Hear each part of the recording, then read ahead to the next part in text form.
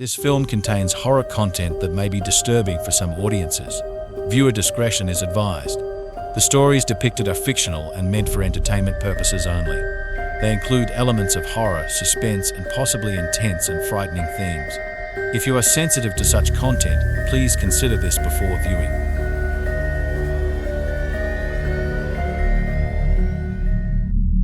In the dimly lit living room of their new home, the family gathered, unease etching their faces. Unpacked boxes and furniture draped in cloths formed ghostly shapes in the corners. The only source of light was a flickering candle, casting long, dancing shadows across the walls. The father, a sturdy man with a skeptical eye, tried to reassure his family. "It's just the house settling," he said, though his voice lacked conviction. Beside him, his wife clutched a frayed blanket around her shoulders, her eyes darting to the corners of the room as if expecting something to emerge. Their two children, a boy and a girl, sat close together on the floor. The girl, her eyes wide with fear, whispered, "It sounds like footsteps." Her brother, trying to seem braver, nodded in agreement but stayed silent, his gaze fixed on the floor. Late one night, the mother was jolted awake by a disturbing sound. It was a relentless scratching coming from directly beneath her. Heart pounding, she cautiously slipped out of bed, her feet touching the cold floor. The noise intensified, as if something was clawing desperately at the floorboards. She leaned down, her breath catching in her throat, but saw nothing. The scratching stopped abruptly, leaving her in an eerie silence. Shaken, she retreated to bed, unable to shake the feeling of unseen eyes watching her.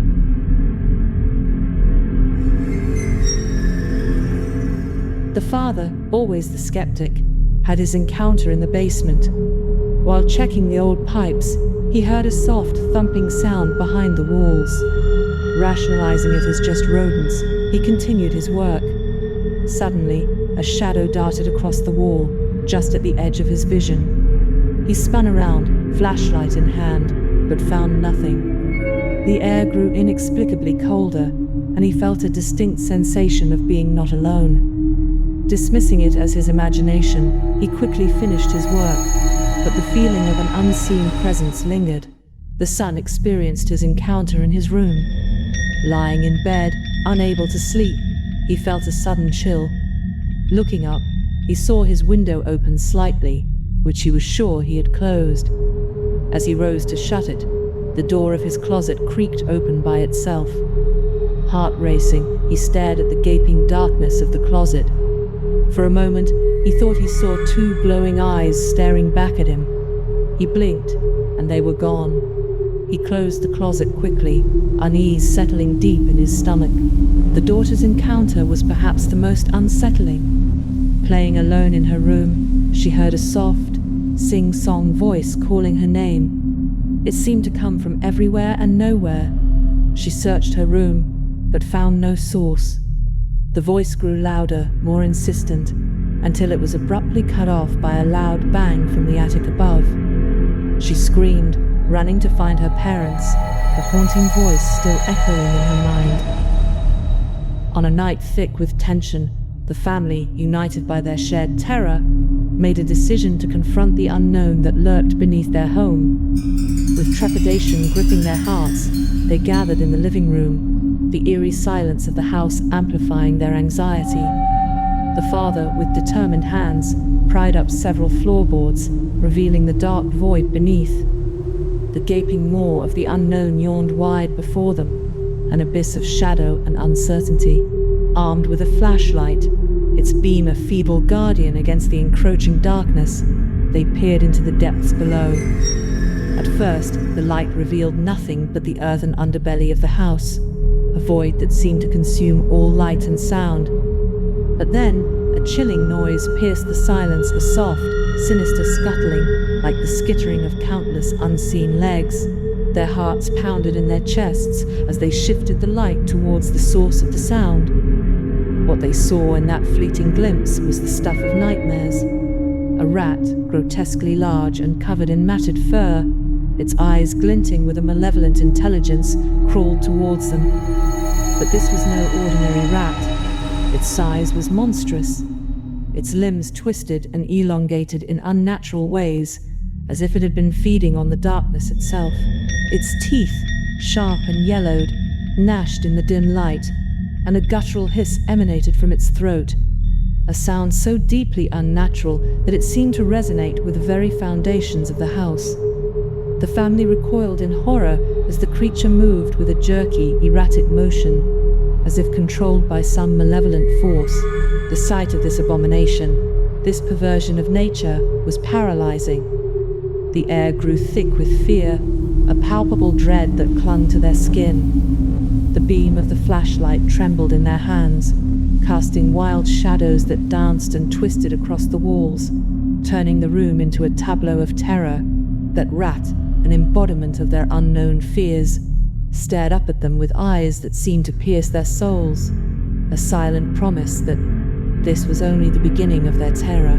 In a heart-stopping instant, the monstrous rat, embodying the very essence of primal terror, launched itself at the family with a ferocious, blood-curdling screech. Its teeth, sharp as razors and gleaming with a sinister, wet shine, aimed for their flesh with deadly precision. The father, driven by a surge of adrenaline and protective fury, with a primal yell, he swung it down on the creature in a desperate life-or-death struggle. The rat's grotesque body thudded against the board, its gnarled teeth snapping inches from their skin, a horrifying symphony of snarls and shrieks filling the air. The mother, her fear transformed into a fierce resolve, joined the fray, wielding another makeshift weapon. Together, they fought the abomination, their movements fueled by raw terror and the instinct to survive. The room echoed with the sounds of struggle, the thud of wood against flesh, the sickening crunch of bone, the creature's inhuman wails.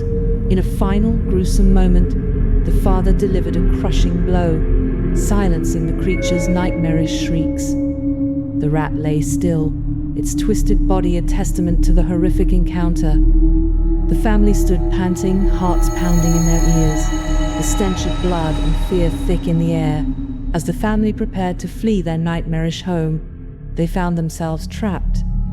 Emerging from the shadows, more of the monstrous rats, each as grotesque and menacing as the first, surrounded them. The creatures, emboldened by the presence of their kin, advanced with a malevolent hunger in their eyes. The family, their backs against one another, faced the encroaching horde with a mix of terror and defiance. Just as the situation seemed hopeless, a miraculous stroke of fortune intervened. The rats, in their frenzy, had gnawed through the house's electrical wiring, unknowingly setting the stage for their own demise. Suddenly, sparks flew from a nearby outlet, igniting the dry, aged wood of the old house. Flames erupted, spreading rapidly, fueled by the scattered belongings and the very structure of the house. The rats, caught off guard by the inferno, scattered in panic, their survival instincts overtaking their predatory nature. Seizing this unexpected opportunity, the family made a desperate dash for safety. Dodging flames and the frenzied rats, they navigated through the burning house. The heat was intense, the air thick with smoke, but driven by the primal urge to survive, they pushed through the inferno. They emerged into the cool night air, lungs heaving for breath, skin singed and clothes smoldering. Turning back, they watched as their home was consumed by the raging fire. The blaze devoured everything, leaving nothing but a fiery husk. The monstrous rats, along with all their possessions, were lost to the flames. In the aftermath, standing before the smoldering remains of their home, the family embraced, grateful for their lives, but devastated by the loss. The fire, while a destructive force, had been their unlikely savior, freeing them from the nightmare that had taken over their home. As the sun rose on the remnants of what once was their home, the family stood amidst the ashes, their faces etched with the trauma of the night's events. But as the first responders arrived and the investigation began, a stark and disheartening reality set in. The authorities, after a thorough examination, concluded that the fire was caused by an electrical fault, a common enough tragedy, but one that bore no trace of the nightmarish creatures the family had described. Their story, harrowing as it was, found no evidence to support it. The monstrous rats, the struggle for survival, all were dismissed as hallucinations spurred by the heat and smoke, or perhaps by the psychological stress of losing their home. As news of the fire spread, neighbors and onlookers gathered, whispering among themselves. The family's account, passed from ear to ear, morphed into a tale of delusion and hysteria. People nodded knowingly, attributing the fantastical elements of the story to shock or an attempt to garner sympathy. The family, once hopeful that their ordeal would be validated, found themselves isolated in their truth. Their sincere accounts were met with skepticism and disbelief. Friends and acquaintances, while sympathetic to their loss, hesitated to believe the more extraordinary parts of their tale. In the weeks that followed, as the family struggled to rebuild their lives, the fire became just another local tragedy, its true horror known only to those who had lived it. The whispers of doubt and disbelief continued to swirl around them, casting a shadow on their every word. The world moved on, but for the family, the events of that night remained painfully real. Their escape from the burning house had saved their lives, but it had also plunged them into a new kind of nightmare, one where their most harrowing experience was relegated to the realm of fantasy by a disbelieving public. In the end, they were left to grapple with their trauma alone, their story a mere footnote in the history of a tragic fire, its true horror lost to the flames.